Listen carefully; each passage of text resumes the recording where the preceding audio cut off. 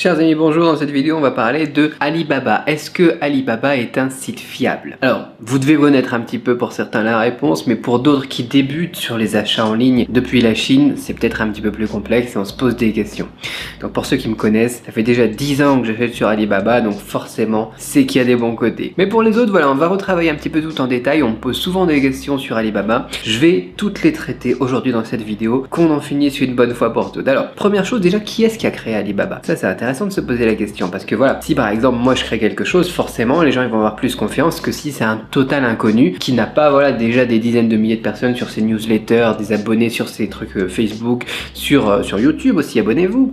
Eh bien forcément on n'a pas autant confiance, d'accord? Et on sait déjà qu'il y a un problème de fiabilité, mais on a aussi voilà le temps de présence, ça fait des années, Alibaba ça existe depuis des années, donc on va tout développer, on va tout analyser, qui est-ce qui est derrière ça déjà, quand est-ce que ça a été créé.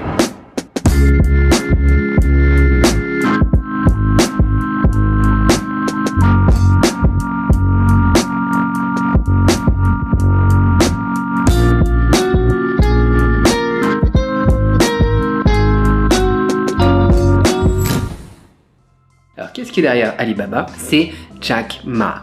Jack Ma ou Ma-1 en chinois est un maintenant milliardaire, un des hommes les plus riches de cette planète grâce à son groupe justement, le groupe Alibaba qui a créé pour commencer ce site Alibaba. Le but du site Alibaba c'était quoi? C'était de mettre en relation des sociétés, des PME, des petites entreprises les unes avec les autres. Du B2B. Et quand il a créé ça, Jack Ma, déjà, c'était pas n'importe qui non plus. D'accord? C'est quelqu'un, voilà, il est né en 1964, si je me souviens bien, qui avait déjà une expérience, il était allé aux États-Unis, il avait déjà créé des sites web, ça a été l'une des premières personnes à créer des sites web, justement, pour les entreprises chinoises. Et après avoir fait, je sais plus combien est-ce qu'il avait créé de sites, 6000 ou 60 000 avec son équipe, des boutiques comme ça, et ben en 1999, il a décidé de créer Alibaba. On reviendra dans une autre vidéo sur pourquoi est-ce qu'il a appelé ça Alibaba aussi, c'est très intéressant. Mais là n'est pas la question. Donc il a créé Alibaba, cette plateforme pour mettre en relation des entreprises avec d'autres entreprises qui plus tard devenaient justement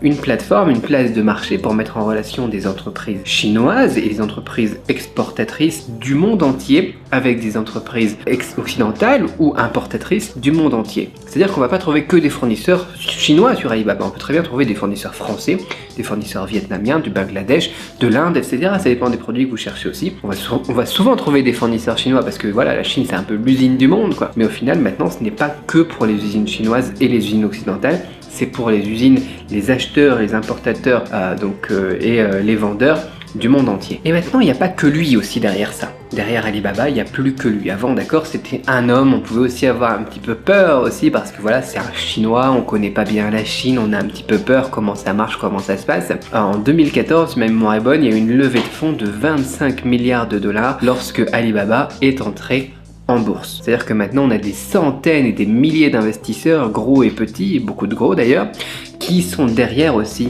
Alibaba, le groupe Alibaba pour superviser un petit peu tout ça, donc enfin, tout ce qui est voilà quand on a une entrée en bourse, tout ce qui est conseil de gestion, d'administration et tout ça, je connais pas les termes exacts, mais voilà, il est plutôt seul maintenant à gérer ça et plus récemment d'ailleurs il s'est fait mettre un petit peu de côté et c'est plus le conseil qui gère ça plutôt que lui, donc c'est même plus une seule personne derrière maintenant, ça a été créé par quelqu'un de très fiable, de très pertinent, donc pour la fiabilité encore une fois, et maintenant on a voilà une entreprise qui est une société anonyme, publique, disponible en bourse. Le groupe Alibaba depuis aussi s'est diversifié, et s'est diversifié, c'est-à-dire que maintenant l'une des deux solutions de paiement en ligne pour tout ce qui est micro-paiement, etc., les Chinois quand ils vont faire leurs achats au supermarché, etc., eh bien c'est le groupe Alibaba qui la gère avec Alipay, l'autre c'est le groupe Tencent, donc qui gère des milliards et des milliards de dollars là encore une fois. Il gère aussi tout ce qui est un petit peu comme l'eBay chinois, le Taobao, le Amazon chinois aussi, tout ce qui est Tianmao aussi, enfin bon, je vais vous mettre tous les liens dans la description si ça vous intéresse, mais voilà, maintenant c'est un groupe qui est devenu énorme, c'est l'une des plus grosses sociétés au monde, qui gère donc maintenant le marché intérieur chinois et le marché international depuis 20 ans, d'accord? Alors est-ce que c'est fiable? Forcément c'est fiable, c'est un des trucs les plus fiables possibles, un des trucs les plus avancés technologiquement parlant, tu vois. Les concurrents justement à tout ce qui est monnaie comme Tencent et Alipay là, donc avec WeChat Pay et Alipay, le seul vrai concurrent et qui est même pas encore développé, ça serait le Libra de Facebook quoi, ils ont 10 ans d'avance. Donc forcément oui, au niveau de la fiabilité, au niveau du respect qu'on peut avoir vis-à-vis de ce site-là, alibaba.com pour la recherche de fournisseurs, c'est énorme. C'est énorme, ils ont mis en place aussi des systèmes pour protéger aussi les acheteurs et les vendeurs, on va en parler juste après, ça vient renforcer la fiabilité. Mais déjà quand on sait, voilà, depuis combien de temps ça existe, qu'est-ce qu'ils font, qui a créé ça et comment est-ce que c'est géré maintenant, effectivement c'est fiable. Mais pourtant, on entend quand même parler d'arnaque. On entend quand même parler de personnes qui sont déçues, qui ont eu des mauvaises expériences sur Alibaba. Pourquoi? Déjà, bien comprendre comment ça marche. Je l'ai dit tout à l'heure rapidement, mais il faut revenir là-dessus. Alibaba est une place de marché. Ça fonctionne comme une place de marché, tu vois. Souvent, on me parle, voilà, est-ce que, par exemple, Gearbest est plus intéressant, eBay est plus intéressant, pour du dropshipping, est-ce que c'est intéressant, qu'est-ce qu'on peut penser de Alibaba par rapport à Wish, Alibaba par rapport à Amazon, Alibaba par rapport à AliExpress. On peut difficilement comparer avec toutes ces boutiques, on peut difficilement comparer avec tout ça, parce qu'au final, bien évidemment, on a une idée un petit peu comme Amazon, comme AliExpress, où on est sur une place de marché, d'accord? Pas comme Gearbest, mais on est sur une place de marché qui n'a pas d'équivalent, qui n'a pas de concurrent vraiment. On peut pas mettre, voilà, Amazon en concurrence avec Alibaba. On pourrait mettre Amazon en concurrence avec AliExpress si on veut, parce qu'ils font à peu près les mêmes choses. Mais c'est une place de marché pour une mise en relation d'entreprises avec des entreprises, d'usines avec un acheteur-importateur. Donc il n'y a pas d'équivalent. Il n'y a pas de concurrence vraiment. C'est le leader, bien évidemment. Vous allez me parler de boutiques, de sites en ligne comme Made in China, comme DHgate ou n'importe quoi, mais ils sont loin derrière ceux-là. Alibaba, c'est le leader. Encore une fois, c'est un bon point pour la fiabilité. Mais voilà, c'est une place de marché. C'est une place de marché, et comme une place de marché physique, tu vois, comme tu aurais toi dans ta ville, eh bien, le site en lui-même, c'est fiable. Tu vois, la place de marché de ta ville, ta mairie, généralement, elle est fiable. Là où on peut avoir des soucis, bah, c'est les petits malins sur le marché qui veulent essayer de t'arnaquer avec des beaux discours, tu vois, ou bien alors les petits malins qui sont là pour une fois, et puis qui vont repartir avec ton argent, ils vont pas livrer toute ta commande, tu vois. Ça, c'est possible. Ça arrive sur nos marchés, sur des places de marché, des vraies places de marché, comme on appelle ça, tu vois.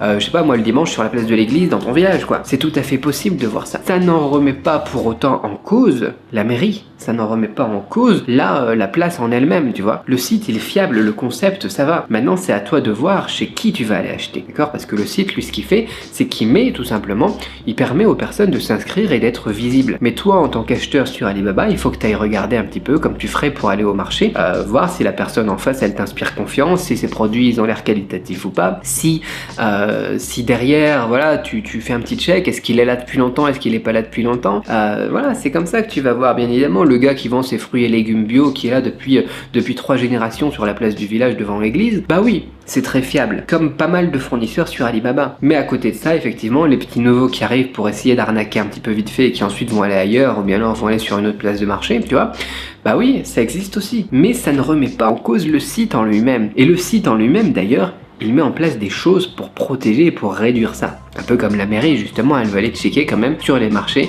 Elle fait payer un droit d'entrée, tu vois, pour pas que n'importe qui puisse venir aussi. Il faut s'enregistrer, etc., etc., tu vois. Bah c'est pareil. C'est pareil. Qu'il va falloir de ton côté, en tant qu'acheteur, c'est beaucoup de bon sens. Si par exemple on te propose une offre qui est trop belle pour être vraie, bah forcément c'est trop beau pour être vrai. Si on te demande de payer tout un dépôt pour une commande, je sais pas moi, 2-3 000 euros pour une commande test par exemple, et qu'on te demande de l'envoyer par Western Union, mais forcément tu vas pas y aller. Sinon c'est de l'arnaque, tu le sens l'arnaque, tu vois, c'est trop beau pour être vrai, et ou bien alors les moyens de paiement sont vraiment... voilà, tu te poses la question de, effectivement, c'est pas traçable, c'est pas possible, y a un problème quoi. Tu vois, un Western Union, tu l'envoies à n'importe qui, c'est bon. Le truc, le gars, il disparaît, tant pis pour toi, quoi. C'est un Western Union. Western Union, c'est fait pour les envois et les transferts d'argent entre amis ou famille. Un fournisseur, pas ton ami. Il fait pas partie de ta famille, donc pas de Western Union. Et en plus de ça, Alibaba met à disposition des outils. Il y a des vérifications par des tierces parties pour aller vérifier les documents d'entreprise, les licences. On a plusieurs niveaux, on a 3 niveaux de vérification. On peut aller voir aussi, donc il y en a qui vont aller vérifier les produits, si les produits qui sont proposés sur la fiche du fournisseur sur Alibaba sont effectivement produits chez eux. Ils vont aller vérifier si c'est une usine ou un trader, et ils vont le préciser.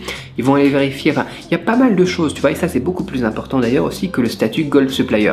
Le statut Gold Supplier, c'est sympa, parce que voilà, quand tu l'as depuis 5 ans, ça veut dire que la personne, elle est là, le fournisseur, il est là depuis 5 ans. Et ça te le prouve qu'il est là depuis 5 ans, parce qu'il a payé depuis 5 ans justement pour être un petit peu mis en valeur. Mais c'est pas une garantie de qualité au final, c'est pas une garantie de sérieux, c'est pas une garantie que le produit et que le service va être de qualité, c'est juste une garantie que le gars il a payé pendant 5 ans, d'accord? Donc c'est pas la meilleure chose à faire de choisir un Gold Supplier tout simplement parce qu'il est Gold Supplier. Mais ça prouve l'ancienneté. Un Gold Supplier 8 ans, moi je lui fais quand même plus confiance qu'un Gold Supplier 2 ans, ça c'est sûr. Mais un Gold Supplier 2 ans par rapport à un Gold Supplier ou pas du tout Gold Supplier, voilà, je m'en fous, il n'y a pas encore assez de recul, tu vois. Mais un 8 ans, ça prouve que ça fait 8 ans qu'il est sur la plateforme, 8 ans qu'il paye pour être mis en valeur. On a la preuve de l'expérience, tu vois. Pour moi, ça c'est rassurant. Si ça t'intéresse d'en savoir plus, je te mets des informations dans la description de cette vidéo aussi.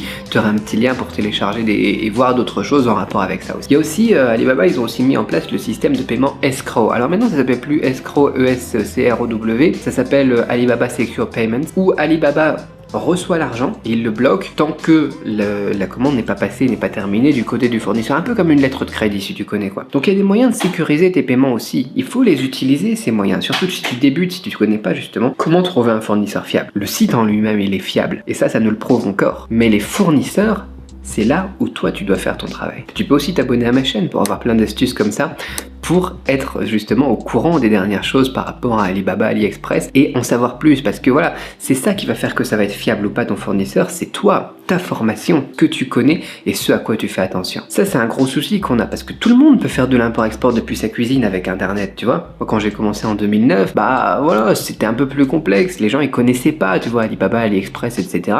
C'était des choses qui étaient réservées aux professionnels, maintenant les gens ils connaissent et ils pensent que justement en tant que particulier, on fera une autre vidéo aussi pour acheter sur Alibaba en tant que particulier, mais ils pensent que voilà, comme ils peuvent y avoir accès, et c'est fait pour eux. Mais non, c'est un métier l'import-export, tu vois, il faut se former. Alors même si tu es un particulier et que tu veux acheter sur Alibaba, on en reparlera, tu peux y aller, mais forme-toi avant, réfléchis, et c'est beaucoup de bon sens aussi sur le parcours, tu vois. Quand tu as un doute, quand c'est trop beau pour être vrai, je l'ai déjà dit tout à l'heure, ou quand tu as un doute, tu vois, tu le sens ici au niveau du plexus solaire, tu sens, c'est pas net, c'est pas clair, tu vois, il doit y avoir un souci quoi. Mais j'y vais quand même. Non, on n'y va pas quand même, on prend du recul, on vérifie, on prend la checklist aussi du fournisseur fiable que je te propose de télécharger en dessous aussi, et puis on fait notre travail, comme on dit en anglais, notre due diligence quoi. On doit faire son travail de recherche pour être sûr que, en tout cas pour minimiser les risques. On peut jamais être sûr à 100%, mais comme quand tu achètes sur un marché quoi. On peut jamais être sûr que le gars, ça fait 5 ans ou 3 générations qu'il vend ses légumes bio, qu'un jour, parce qu'il est en train de faire faillite, il va pas essayer d'arnaquer quelques personnes pour partir avec un petit pactole et puis se barrer quoi. Voilà, c'est possible, tu vois, tout est possible, d'accord, mais on va minimiser nos risques en achetant chez cette personne-là quand même, d'accord. C'est ça qui est important. Il faut savoir aussi que pour la fiabilité d'Alibaba, ça marche aussi dans l'autre sens. Ils ont aussi un système de notation des acheteurs. Tu vois, moi en tant qu'acheteur, depuis quelques années, voilà, je deviens vieux quand même, depuis une bonne dizaine d'années sur Alibaba, je suis noté aussi, je suis recommandé, tu vois. Un fournisseur, quand il bosse avec moi aussi, quand tu es en contact avec des fournisseurs, tu échanges avec des fournisseurs, tu as une espèce de note aussi qui varie par rapport à quelqu'un qui n'a pas d'autre contact, qui n'a pas d'échange, qui n'a pas fait de commande, etc. Ton historique, ton volume, etc. Eh bien, il est noté et les fournisseurs, quand ils vendent quelque chose aussi, ils peuvent le voir. Ça aussi, c'est bon aussi justement pour les arnaques, c'est-à-dire que plus tu commandes sur Alibaba, plus la personne avec qui tu vas échanger, tu vois, si c'est un fournisseur qui est pas très fiable, qui est pas bon, il va essayer d'aller arnaquer quelqu'un d'autre, quoi. Parce que toi, tu as une crédibilité, tu as de l'historique, etc. Tu connais, ils se disent, voilà, c'est sûrement quelqu'un aussi qui voyage en Chine, tu vois, qui parle chinois éventuellement, etc.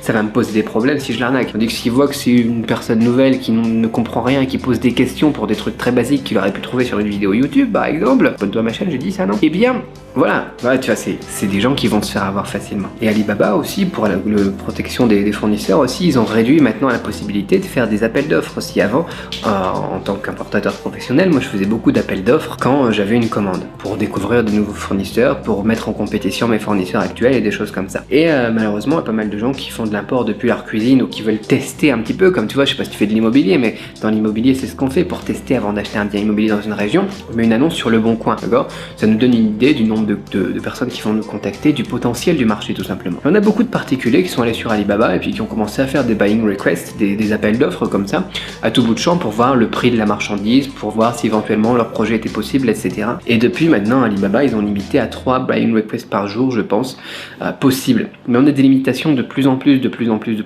pour la fiabilité aussi au niveau des fournisseurs. Donc tout ça pour dire, au niveau de la question qui est que Alibaba est un site fiable? Carrément, c'est un site fiable. Est-ce que dessus on a quelques vendeurs qui sont des arnaqueurs qui essayent de se faire un quick buck, là, comment ça s'appelle, un peu d'argent rapide, argent facile en arnaquant des kékés qui font pas leur travail justement? Oui, on en a. Est-ce qu'on a aussi des acheteurs qui savent pas vraiment acheter, qui font n'importe quoi et qui foutent aussi les fournisseurs dans la merde? Oui, on en a. Mais pour répondre à la question, Alibaba est un site fiable en règle générale pour les professionnels ou ceux qui sont formés, qu'ils soient acheteurs ou vendeurs, importateur ou exportateur. Donc c'est fiable, et c'est même de plus en plus fiable avec le temps qui passe. Voilà, si cette thématique t'intéresse, on continue la discussion. Dans la description, tu as un petit lien pour aller un petit peu plus loin. Je te dis à très vite pour une autre vidéo. Si tu as d'autres questions, si tu veux aller un petit peu plus loin, raconter ton aventure, toi, avec Alibaba, peut-être que tu t'es fait arnaquer aussi, comme quelques personnes, ça se voit, ça se trouve, laisse un commentaire, oublie pas le petit pouce bleu, bien sûr, et abonne-toi. À très vite, bye bye.